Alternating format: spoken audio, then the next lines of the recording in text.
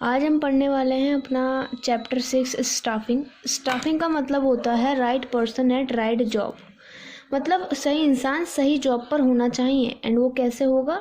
जब हम लोगों को अपॉइंट करके बेस्ट कैंडिडेट को सिलेक्ट करेंगे, उनको ट्रेनिंग देंगे। ठीक, अब हमारा है कि स्टाफिंग का मतलब क्या होता है। बेसिकली स्टाफिंग का मतलब होता है हम अपनी ऑर्गेनाइजेशन में जितने भी वेकेंट पोजीशंस हैं उनको हम फिल कर रहे हैं। मतलब फिलिंग द वेकेंट पोजीशंस, ठीक है, is known as staffing. Vacant jobs को फिल करना ऑर्गेनाइजेशन में स्टाफिंग कहलाता है। एंड स्टाफिंग हमारा मोस्ट इंपॉर्टेंट फंक्शन होता है। क्यों होता है? क्योंकि ये जो स्टाफिंग होता है वो ह्यूमन रिसोर्स से कंसर्न्ड होता है। इसमें हमारा जो डिसीजन लिया जाता है वो ह्यूमन रिसोर्स से रिलेटेड लिया जाता है। कौन लेता है? HR department, human resource department. ठीक है, वो क्या करता है, वो सारे डिपार्टमेंट से कंसल्ट करता है कि आपको किस इंसान की मतलब नीड है, मतलब कौन से पोस्ट के लिए आपको वेकेंट पोजीशन है आपकी। ठीक है, तो वो पता लगा के स्टाफिंग का प्रोसेस अटेम्प्ट करता है। अब क्या होता है कि स्टाफिंग हमारा मोस्ट इम्पॉर्टेंट फंक्शन है। इम्पॉर्टेंट उसे क्यों कहा गया? इसलिए कहा गया क्योंकि अगर हमने गलती से कोई गलत कैंडिडेट को सेलेक्ट कर लिया और उसको हमारे ऑर्गेनाइजेशन में वेकेंट पोजीशन उसके थ्रू फिल कर ली, मतलब स्टाफिंग कर ली उसके थ्रू, तो क्या होगा? तो हमारी ऑर्गेनाइजेशन जो हो सकती है वो पूरी रियून हो सकती है, वो पूरी बर्बाद हो सकती है। क्यों? क्योंकि एक ऑर्गेनाइजेशन को एक मुकाम तक पहुंचाने के लिए, उसको उसके गोल्स को अचीव करने के लिए बहुत इंसान की मेहनत चाहिए होती है। ठीक है, उसकी स्किल्स अच्छी होनी चाहिए, उसको ट्रेंड अच्छा किया जाना चाहिए। ठीक है, उसकी मेंटल एबिलिटी अच्छी हो और बहुत सारी चीज़ें देखी जाती हैं। ठीक, तभी एंटरप्राइज जो है, कोई भी ऑर्गेनाइजेशन है, तभी वो हमारी गोल्स को अचीव कर सकता है। तो अब है हमारा स्टाफिंग के 3 कंपोनेंट हैं। हम इस चैप्टर में बेसिकली 3 प्रोसेस के बारे में पढ़ेंगे। 3 प्रोसेस है हमारे, एक तो स्टाफिंग प्रोसेस, एक हमारा रिक्रूटमेंट प्रोसेस, एक हमारा सिलेक्शन प्रोसेस। ठीक, वैसे 3 कंपोनेंट्स हैं, एक रिक्रूटमेंट, एक सिलेक्शन और एक ट्रेनिंग एंड डेवलपमेंट। मतलब सबसे पहले हम रिक्रूटमेंट का मतलब होता है कि हम लोगों को बोल रहे हैं कि आओ और हमारे ऑर्गेनाइजेशन में जॉब्स के लिए अप्लाई करो। ठीक, रिक्रूटमेंट माने होता है आओ और हमारी ऑर्गेनाइजेशन में आगे जॉब के लिए अप्लाई करो। ठीक है, हम उसको वेकेंट पोजीशंस के बारे में बताते हैं लोगों को, एंड लोग अपनी नीड के अनुसार ऑर्गेनाइजेशन में अपनी वैकेंसी के लिए अप्लाई करते हैं। और सेकंड है हमारा सिलेक्शन। सिलेक्शन का मतलब है जिन लोगों ने हमारे ऑर्गेनाइजेशन में अप्लाई करा है जॉब के लिए, हम उनमें से बेस्ट कैंडिडेट को सिलेक्ट कर रहे हैं, तो ये हमारा क्या है? सिलेक्शन। एंड थर्ड है ट्रेनिंग एंड डेवलपमेंट। जो हमारे सिलेक्टेड एम्प्लॉयज़ हैं, मतलब जो हमारे एम्प्लॉयज़ हैं ऑर्गेनाइजेशन में, उनको हम क्या कर रहे हैं? उनकी डेवलपमेंट कर रहे हैं, उनको ट्रेनिंग दे रहे हैं। ठीक है, ट्रेनिंग किसी भी वर्क के कंसर्न में हम उसे ट्रेनिंग दे रहे हैं। कुछ भी काम करवाना है तो उसके लिए हम उसे ट्रेनिंग दे रहे हैं। डेवलपमेंट का मतलब हम उसे अच्छा वो करियर में अपना एक नाम कमाए, वो एक मुकाम को हासिल करे, उसके लिए हम उसकी डेवलपमेंट कर रहे हैं। ठीक, अब हमारा क्या है? जो स्टाफिंग है वो हमारा ऑल परवेसिव फंक्शन है। ऑल परवेसिव का मतलब क्या? कि वो हर एक लेवल पे चाहिए, हमें असेंशियल है। ठीक है, और वो हर एक ऑर्गेनाइजेशन में हमें चाहिए स्टाफिंग। ठीक है, परवेसिव का मतलब यूनिवर्सल होता है। यूनिवर्सल का मतलब staffing is a managerial function. ठीक है, it is a function of management which is needed at every level of management, whether top, middle or lower level, and in every type of organization, whether business organization or non-business organization, and it is mainly concerned to human resource से ही ये concerned है। ठीक है, and ये जो managerial function है, managerial मतलब पांच फंक्शंस होते हैं ना मैनेजमेंट के: planning, organising, staffing, directing and controlling. Staffing में हम क्या करते हैं, वो ये अलग से अपना एक मैनेजरियल फंक्शन है। ठीक है, थर्ड फंक्शन है हमारा मैनेजमेंट का। और स्टाफिंग हमारी क्या करता है? सोशल रिस्पॉन्सिबिलिटी को भी ध्यान में रखता है। तो अब आगे बढ़ते हैं। हमने फीचर्स पढ़े और स्टाफिंग की डेफिनेशन पढ़ी। स्टाफिंग प्रोसेस में सबसे पहला जो स्टेप होता है, स्टाफिंग प्रोसेस का मतलब है हम स्टाफिंग किसी भी ऑर्गेनाइजेशन में करते कैसे हैं। तो पहला हमारा जो स्टेप है वो है estimating man power planning, estimating man power requirement. हम सबसे पहले ये पता लगाते हैं कि किसी भी ऑर्गेनाइजेशन में हमें कितने लोगों की आवश्यकता है, मतलब हम मैन पावर प्लानिंग करते हैं। ठीक है। नंबर ऑफ एम्प्लॉयज़ का पता लगाते हैं कि हमें कितने लोग चाहिए एक पर्टिकुलर काम को करने के लिए। तो हम दो एनालिसिस करते हैं, ये इंपॉर्टेंट है, यहाँ पे लिखा है workload analysis and work force analysis. Workload analysis हमें ये बताता है कि किसी भी ऑर्गेनाइजेशन में एक जॉब को सक्सेसफुली करने के लिए हमें कितने लोगों की आवश्यकता है, कितने लोगों की नेसेसिटी है। एंड वर्क फोर्स एनालिसिस हमें ये बताता है कि किसी भी जॉब को सक्सेसफुली करने के लिए किसी भी ऑर्गेनाइजेशन में हमारा कितने लोग अवेलेबल हैं। वर्क फोर्स का मतलब जो हमारे अवेलेबल हैं, एंड वर्कलोड का मतलब जो हमारे नेसेसरी हैं किसी भी काम को करने के लिए। ठीक, अगर हमारी वर्क फोर्स कम है, मतलब अवेलेबल जो लोग हैं वो कम है, ठीक है, एंड हमारे पास वर्कलोड ज़्यादा है, ठीक है, तो हम क्या करेंगे, हम और ज़्यादा वर्कफोर्स को अपॉइंट करेंगे, ठीक है, कि वो हमारे ऑर्गेनाइजेशन में आओ और वो अप्लाई करो, एंड हम उनको सिलेक्ट करके अपना जो वर्कलोड है उसको कम करने की, बैलेंस करने की कोशिश करेंगे। अगर हमारा वर्कलोड कम है और हमारी फोर्स ज़्यादा है, मतलब ज़्यादा लोग हैं और काम बहुत कम है, तो हम एक्स्ट्रा पर्सन्स को निकाल देंगे, ठीक है।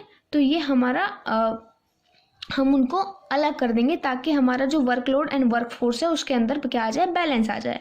तो मैन पावर प्लानिंग में सबसे पहले हम ये पता लगाते हैं कि हमें कितने लोगों की आवश्यकता है और कितने लोग हमारे अवेलेबल हैं।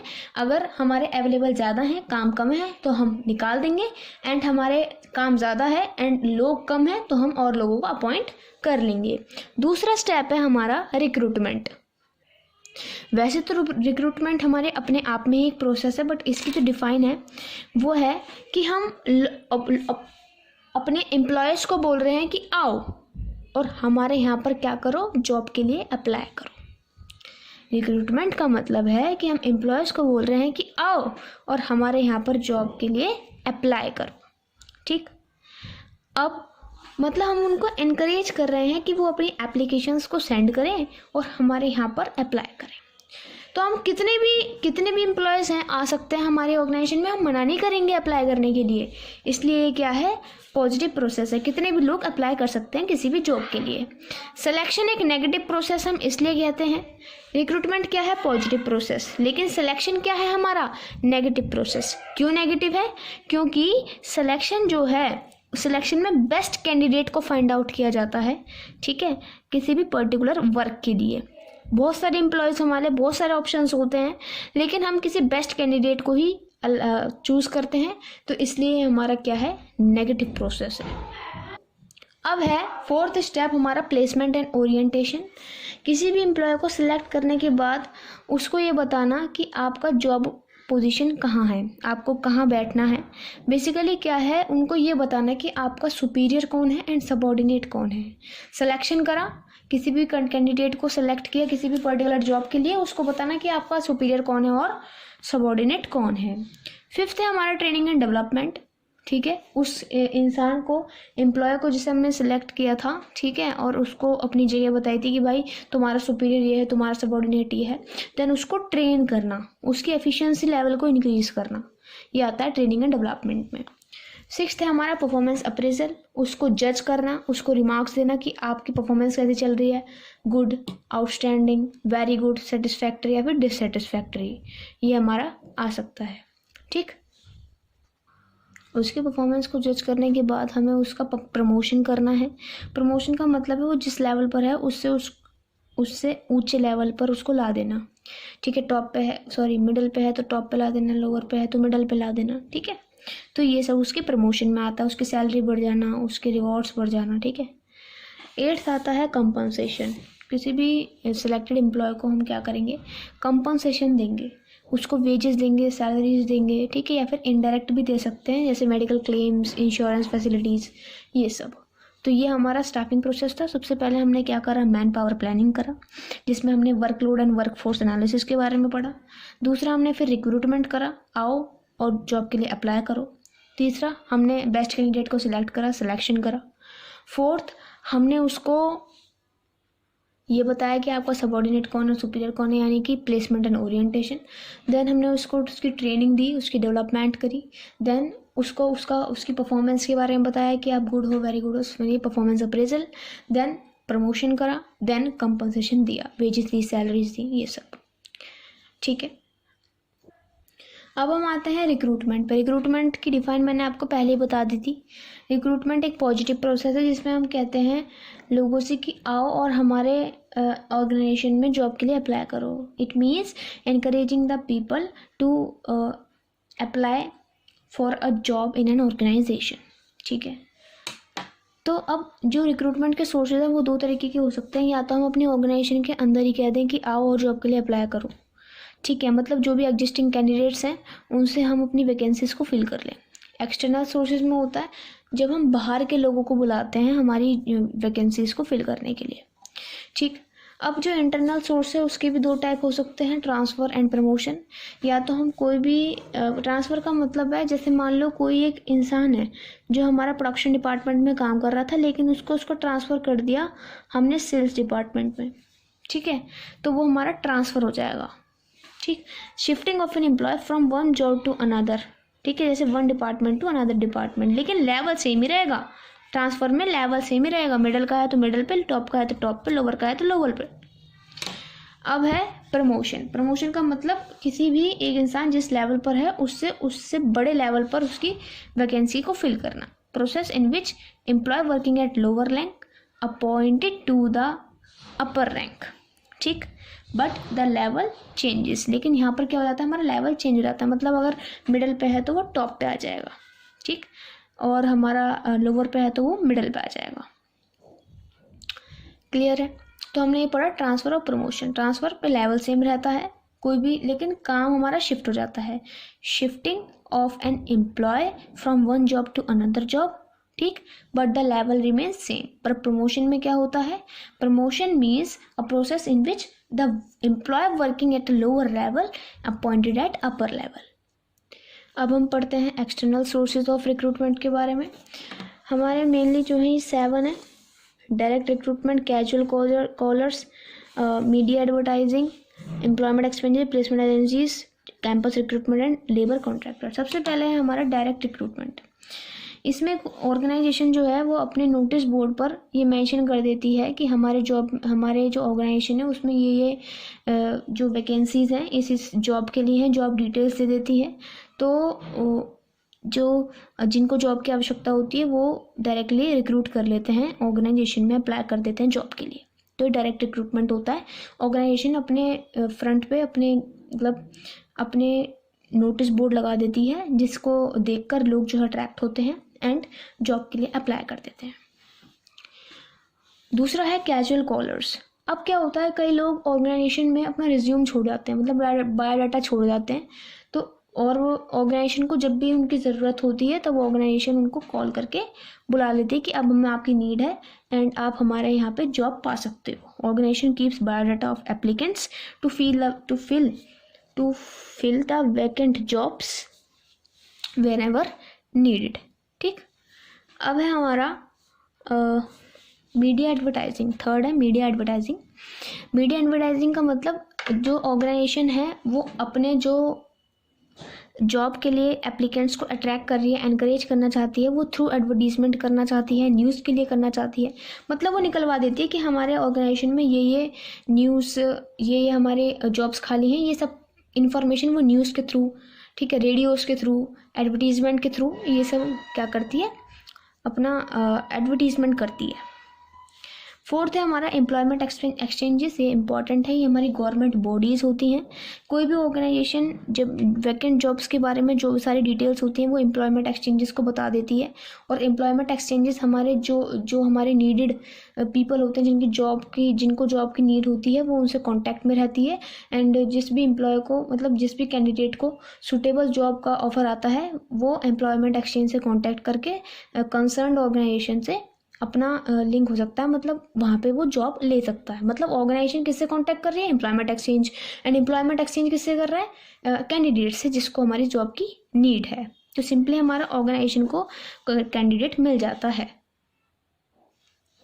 फिफ्थ है हमारा प्लेसमेंट एजेंसीज। प्लेसमेंट एजेंसीज का मतलब ये हमारी प्राइवेट बॉडीज़ होती हैं और बिल्कुल सेम काम करती हैं, बट ये प्राइवेट बॉडीज़ हैं। और एम्प्लॉयमेंट एक्सचेंज हमारा क्या था, गवर्नमेंट था, बट प्लेसमेंट एजेंसीज हमारी प्राइवेट हैं। और हमारा जो है इनका भी काम बिल्कुल सेम है एम्प्लॉयमेंट एक्सचेंजेस की तरह। ये भी ऑर्गेनाइजेशन के कांटेक्ट में रहती हैं। ऑर्गेनाइजेशन इन्हें अपनी वैकेंट जॉब पोजीशंस के बारे में बताते हैं एंड ये हमारी सुटेबल कैंडिडेट को ढूंढ के लाती हैं एंड ऑर्गेनाइजेशन को देती है कि हाँ ये वाला जो कैंडिडेट है वो जॉब के लिए आपको एलिजिबल है एंड आप इसको ले सकते हो। 6 था कैंपस रिक्रूटमेंट। अब बहुत सारी कंपनीज होती हैं, ठीक है, बहुत सारी ऑर्गेनाइजेशंस होती हैं जो यंग टैलेंट को खोजती हैं इनोवेटिव आइडियाज़ के लिए।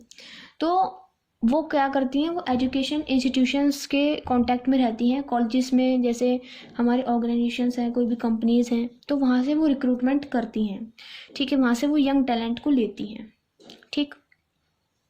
7th है हमारा लेबर कॉन्ट्रैक्टर्स। लेबर कॉन्ट्रैक्टर्स का मतलब है ये लिंक होते हैं, मतलब ये एक तरीके से मीडिएटर्स का काम करते हैं लेबर्स और मैनेजर्स के बीच में, ठीक है। जब भी ऑर्गेनाइजेशन को नीड होती है किसी भी लेबर फोर्स की हमारी कंस्ट्रक्शन के लिए, बिल्डिंग की कंस्ट्रक्शन के लिए या फिर किसी भी पर्पस के लिए, तो वो लेबर कॉन्ट्रैक्टर्स को कॉल करती है कि हाँ भाई हमें लेबर की ज़रूरत है, ठीक है।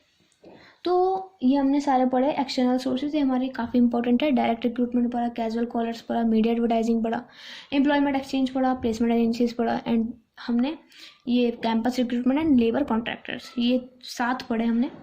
अब ये एक्सटर्नल सोर्सेज के डिसएडवांटेज क्या है कि ये बहुत ज़्यादा टाइम कंज्यूमिंग है, बहुत ज़्यादा टाइम लग जाता है ऐसे रिक्रूट करने में। दूसरा ये कॉस्टली बहुत है। तीसरा लेंदी बहुत प्रोसेस है एंड ये चांसेस हैं कि हम गलत सिलेक्शन कर लें, ठीक है। एडवांटेजेस क्या है कि हमारे पास बहुत सारे ऑप्शंस होते हैं, बहुत सारे कैंडिडेट्स होते हैं, तो इसलिए हमारे पास बहुत सारी वैरायटीज़ होती है, तो हम इजीली चॉइस कर सकते हैं। सेकंड, कॉम्पिटिटिव स्पिरिट आती है। यंग टैलेंट अगर कोई भी आया है जिससे हमारी इनोवेटिव आइडियाज़ हैं, जिससे हमारी ऑर्गेनाइजेशन हो रही है, मतलब अच्छे मुकाम पे पहुंच रही है, तो कंपटीशन बढ़ेगा, ठीक है। और अंदर ऑर्गेनाइजेशन के अंदर भी कंपटीशन बढ़ेगा क्योंकि हर कोई एम्प्लॉय एक दूसरे से एफिशिएंट बनना चाहता है। फ्रेश टैलेंट मिलेगा हमें कैंपस रिक्रूटमेंट में अगर हम पढ़ें तो ये हमारा आज की वीडियो में ये था। हमने रिक्रूटमेंट के बारे में पढ़ा, रिक्रूटमेंट के सोर्सेज पढ़े, ठीक है, एंड हमने क्या पढ़ा, उसका स्टाफिंग का प्रोसेस पढ़ा। तो होपफुली आपको ये वीडियो समझ में आई होगी एंड नेक्स्ट वीडियो में हम selection and training and development पढ़ेंगे एंड देन हमारा ये स्टाफिंग चैप्टर ख़त्म हो जाएगा।